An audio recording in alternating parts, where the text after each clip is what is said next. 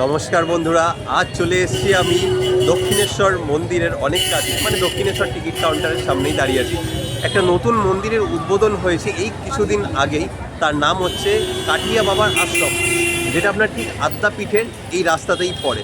তো আজকে ভিডিওতে আমি সেই মন্দিরের ব্যাপারেই দেখাবো। মন্দিরটা খুব সুন্দর হয়েছে। এটা বৃন্দাবনের আদলে তৈরি হয়েছে এবং বৃন্দাবনের অনেক রকম থিম নিয়ে এই মন্দিরটা করেছে। তো চলুন এখান থেকে কী করে যাওয়া যায় সেই আমি রাস্তাটা আপনাদেরকে দেখিয়ে দিই। তো হ্যাঁ, তো এই হচ্ছে দক্ষিণেশ্বরের যে টিকিট কাউন্টার, ঠিক তার সামনে দিয়ে যে রাস্তাটা এইভাবে যাচ্ছে এবং দেখুন এই ওপরে রয়েছে আপনার স্কাইওয়াক। তো এই নিচ দিয়ে এই যে রাস্তাটা চলে যাচ্ছে, আমরা এইখান দিয়ে সরাসরি হেঁটে চলে যাব।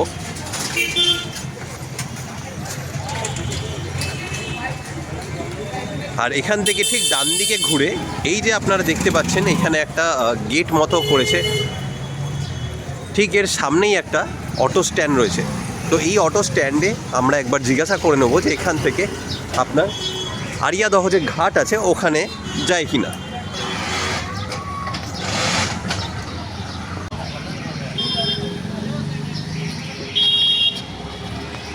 দাদা, আরিয়াদহ ঘাট কোনটা? আরিয়াদহ ঘাট যাবে এটাই? আগে আগে আরও আগে? আচ্ছা, ওনারা বললেন আরও আগে যেতে হবে। তো হয়তো আরও আগে গিয়ে একটা টোটো স্ট্যান্ড রয়েছে, যেটা আমি দেখতে পাচ্ছি এই বাঁদিকে দেখুন।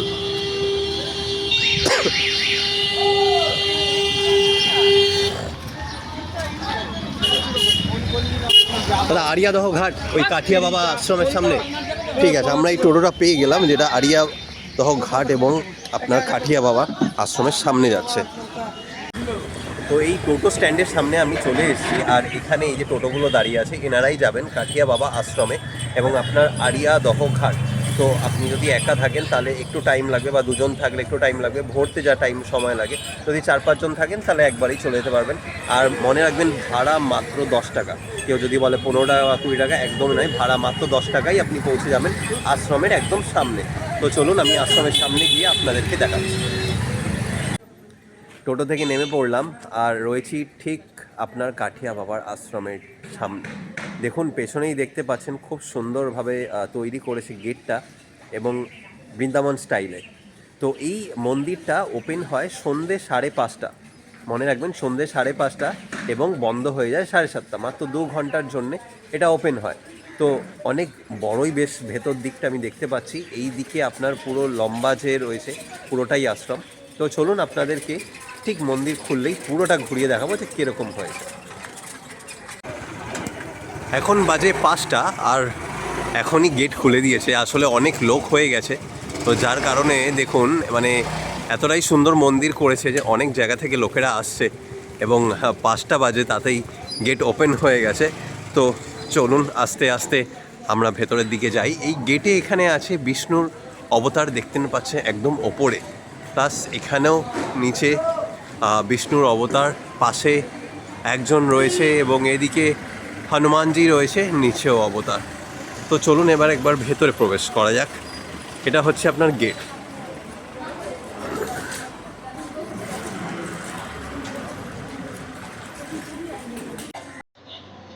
তো গেট থেকে আমরা আস্তে আস্তে এগিয়ে গেলাম মন্দিরের ভেতরে।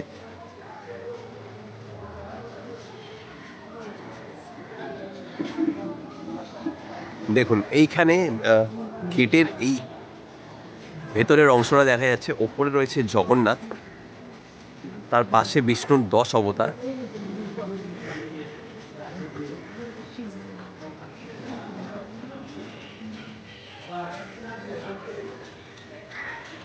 আর এদিকে রয়েছে কৃষ্ণের যে অবতার।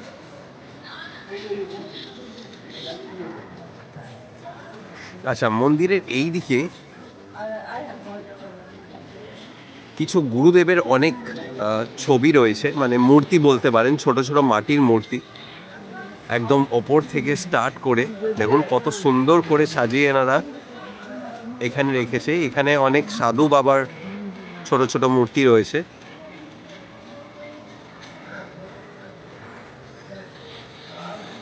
বেশ সুন্দর করে সাজিয়েছে এনারা।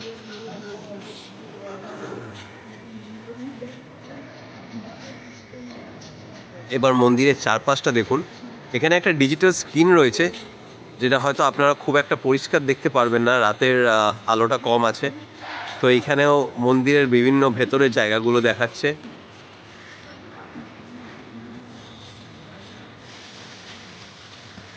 আচ্ছা, এবার এই জায়গাটা দেখাই। এখানে আপনার বৃন্দাবনে যে স্টাইলে সমস্ত কিছু মন্দিরের ধামে যে রয়েছে, যেমন দেখুন এখানে কৃষ্ণ এগিয়ে যাচ্ছে, তার সাথে সখী, মানে যত সখীরা ছিল, খুব সুন্দর কিন্তু এই একটা জিনিস করেছে যেটা ঘুরছে অ্যাকচুয়ালি।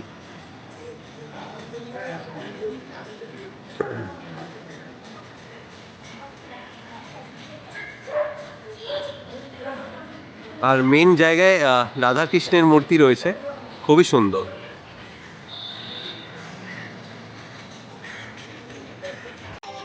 আচ্ছা, এখান থেকে শুরু হয়ে গেল বৃন্দাবনের সমস্ত থিম। এখানে এক এক অবতার করে রয়েছে, যেমন এখানে বিষ্ণু অবতার রয়েছে আর নিচে রয়েছে গোপাল। বেশ সুন্দরই লাগছে দেখতে, দারুণ লাগছে। এখানে রয়েছে আপনার বাসুদেবজি, যখন শ্রী কৃষ্ণকে নিয়ে উনি বেরিয়ে পড়েছিলেন। এখানে গোপালের স্নান করা হচ্ছে, যশোদা মাতা স্নান করাচ্ছে ওনাকে। কত সুন্দর করে ফুটিয়ে তুলেছে এখানে সব কিছু।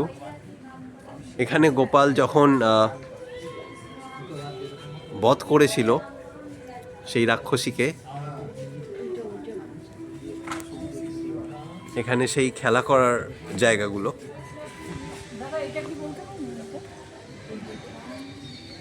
এটা হচ্ছে আপনার যখন গোপাল খেলা করছিল, মানে ওই রাক্ষসীকে বধ করার পরে ওনারা যখন খেলছিল সেই জিনিসটাকে তুলে ধরেছে। হ্যাঁ, পুতনা রাক্ষসী।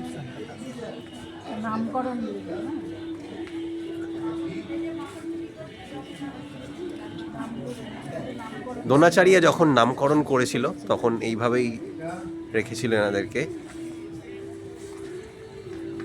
এটা শ্রীকৃষ্ণ একটু বড় হওয়ার পর যে লীলা হচ্ছিল এটা সেখানে দেখাচ্ছে। আর এখানে যখন মাখন চুরি করছিল সেই অবস্থায় এরকম ঠিক দৃশ্যটা হচ্ছিল।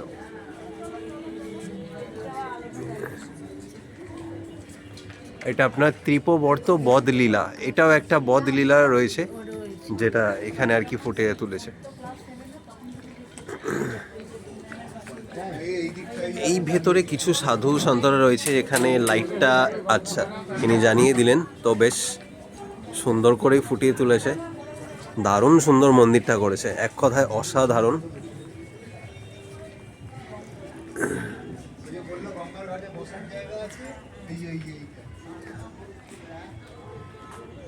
খুব সুন্দর করে এখানে ওনারা জ্ঞান অর্জন করছেন। একদম পাশেই রয়েছে গঙ্গা, এবং তার এখানে দেখুন শ্রীকৃষ্ণ যখন রাধাকে নিয়ে এখানে যখন ওনারা দোলনায় ছিলেন, নিধি বনে ছিলেন যখন, তখন এটা করেছেন আর কি।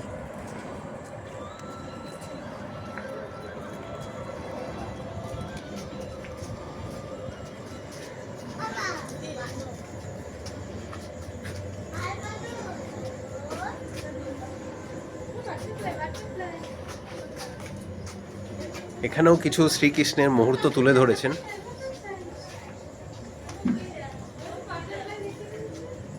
আর প্রত্যেকটা জায়গায় কিন্তু ওপরে হিন্দিতে লিখে রেখেছে, যেমন শ্রী রামচন্দ্রজি কি কেবল লীলা। তো আমার মনে হলো এটা যদি একবার বাংলাতেও এনারা অনুবাদ করতেন তাহলে আরও সুবিধা হতো মানুষজনদের ক্ষেত্রে।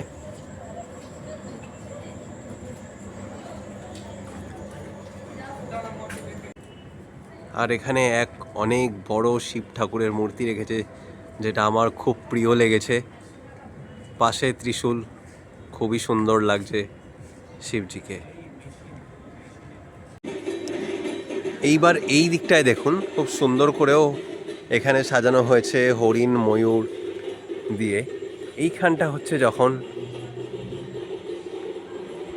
রথের এক দৃশ্য করেছে। আর এই ওপরটায় দেখুন যখন শ্রীকৃষ্ণ পাহাড় তুলেছিল সেই পাহাড়ের একটা এখানে বর্ণনা করেছেন।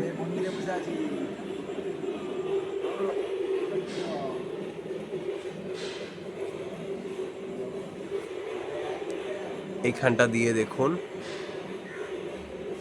বেশ সুন্দর। শ্রীকৃষ্ণ কেরা আঙ্গুলে নিজের আঙ্গুল দিয়ে পাহাড়টা তুলে রেখেছে, বেশ দারুণ লাগছে দেখতে, কিন্তু একদম অসাধারণ এক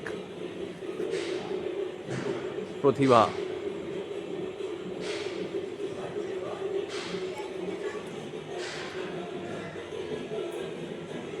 বেশ সুন্দর লাগছে দেখতে।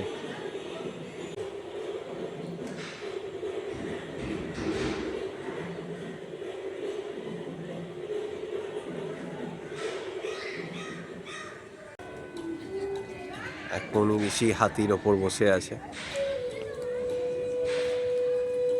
বেশ সুন্দর, মানে খুবই সুন্দর সাজিয়েছেন এনারা, মানে কল্পনাই করা যাচ্ছে না, পুরো বৃন্দাবনটাই মনে হচ্ছে এখানে রয়েছে। এদিকে দেখুন গরু তার বাচ্চার সাথে রয়েছে এবং কত সুন্দর একটা পরিবেশ সৃষ্টি হয়েছে এইখানটায়, দারুণ সুন্দর।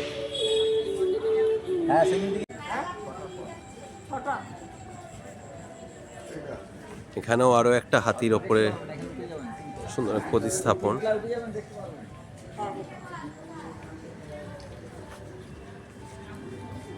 এটাও শ্রী ব্রজধামীয় দিব্য দামোদর লীলা। শ্রীকৃষ্ণ দৌড়াচ্ছে মাখন চুরি করে এবং তার পেছনে যশোদা দৌড়াচ্ছে এবং তার সাথে সাথে আরও কিছু সখী এবং লোক রয়েছে। ভীষণ সুন্দর বানানো হয়েছে।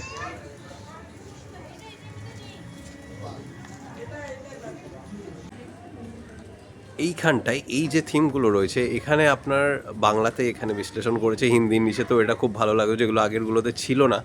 তো এখানে যেমন শ্রীকৃষ্ণ ভগবানের দিব্য গজেন্দ্র মোক্ষ লীলা, বেশ সুন্দর।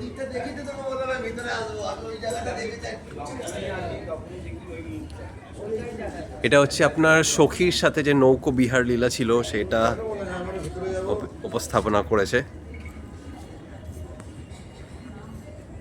মানে মন্দিরটা প্রত্যেকটা কোণা আপনাকে খুব ভালো করে ঘুরতে হবে, না হলে আপনি অনেক কিছুই মিস করে যেতে পারেন।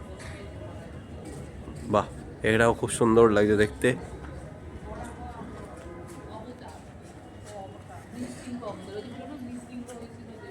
এখানে সমস্ত 10টা যে অবতার ছিল কৃষ্ণের, সেই অবতারের বর্ণন এখানে করেছে।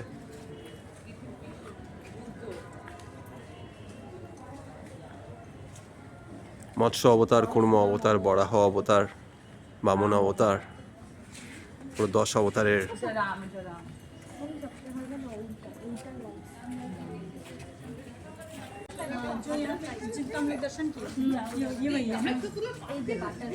এখানটাতেও কিছু লীলা এখানে দেখিয়েছে, যদিও বা এখানে ওপরে হিন্দিতেই লেখা আছে, বাংলাতে নেই। আসলে নতুন করেছে তো তারা নিশ্চয়ই নিচেও বাংলার সেট আপটাও করে দেবে।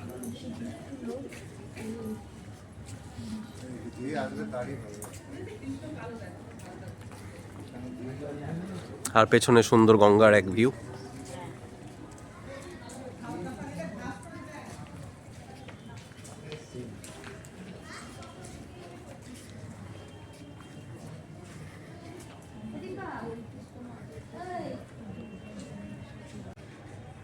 এখানে আমাদের কলকাতা বাবুঘাটের কিছু মন্দিরের কিছু অংশ এখানে তুলে ধরেছে। আর এইবার এত পেছনে দেখুন মা জগদম্বে, দারুণ, কিন্তু বিশাল বড়। ভিডিওতে হয়তো অতটা লাগছে না, কিন্তু বেশ বড়। পাশে দেখুন গণেশ, হনুমানজি আর 3 সাধু রয়েছে এখানে, দুর্দান্ত লাগছে দেখতে। কিন্তু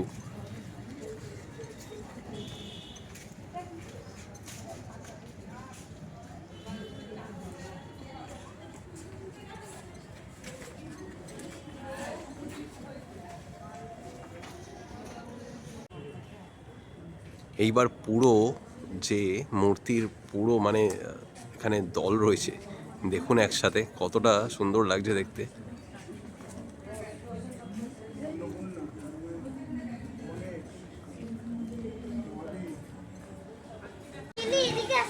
আচ্ছা, গেট থেকে ঢুকে যে আপনার এই পাশে একদম সোজা দেখছেন যে এই যে সোজা আপনার এই যে মন্দিরটা পড়ছে, এটা একটু পরে খোলে, মোটামুটি ধরুন 5:45 নাগাদ। তো এখন খুললো, তো আমরা এর ভেতরে যাচ্ছি। এর ভেতরেই রয়েছে ঠাকুরের মূর্তি।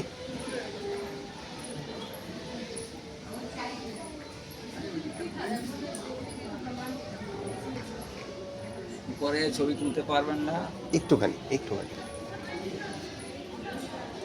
আচ্ছা, এখানে ছবি তোলা বারণ আছে, তাও কিছুটা আপনাদের জন্যে একবার ভিডিও করে দেখাচ্ছি। মন্দিরের ভেতরটাও ভীষণ সুন্দর সাজিয়েছেন ওনারা, বিভিন্ন রকম গুরুদেবের এখানে ছবি দিয়েছে।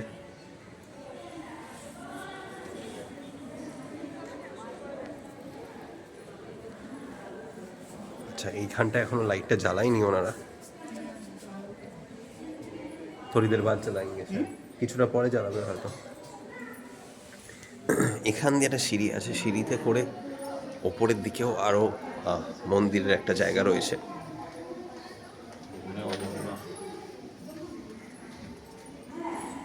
বাহ, একবার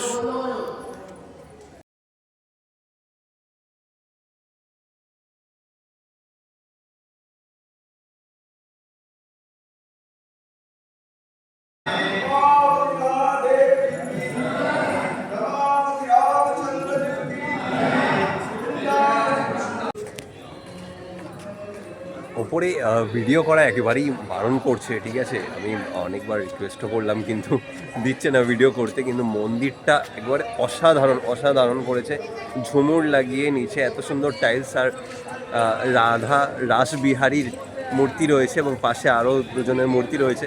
তো আপনারা একবার অবশ্যই আসুন। তাও আমি লুকিয়ে 2-3টে ছবি এবং কিছু ভিডিও নিয়েছি, যেটা আমি অ্যাটাচ করে দেবো এই ভিডিওর সাথে। তো বলবো সর্বশেষে এই মন্দিরটায় অবশ্যই আসুন, খুব সুন্দর চারিদিকে বৃন্দাবনের পুরো এখানে করেছে আর কি সেটিংসটা, তো দারুণ লাগবে দেখতে। আর বিশেষ করে যে ওপরে, এই যে ওপরে দেখছেন, ওই ওপরে মন্দির, ওখানে আরতি হয় ঠিক 5টা বেজে আপনার 45 মিনিটে, মানে 6:45 সন্ধেবেলায়। আপাতত এখন 2 ঘন্টাই খোলা থাকছে, এই 5টা থেকে 7:30 অবধি। তো তারপরে হয়তো ওনারা কমপ্লিট হয়ে গেলে টাইম বাড়িয়ে দেবে। কিন্তু একবার হলেও অবশ্যই এই মন্দিরে আসুন, খুব সুন্দর আরতি হয়, দারুণ আরতি হয় এবং দেখলে আপনার মন ভরে যাবে। তো দেখতে থাকুন রাজদীপের সাথে আরও নতুন ভিডিও, আরও নিশ্চয়ই নতুন কোনো মন্দির নিয়ে আসবো। আপাতত এই মন্দিরটা অবশ্যই ভিজিট করবেন। ততক্ষণ অবধি টাটা, বাই বাই।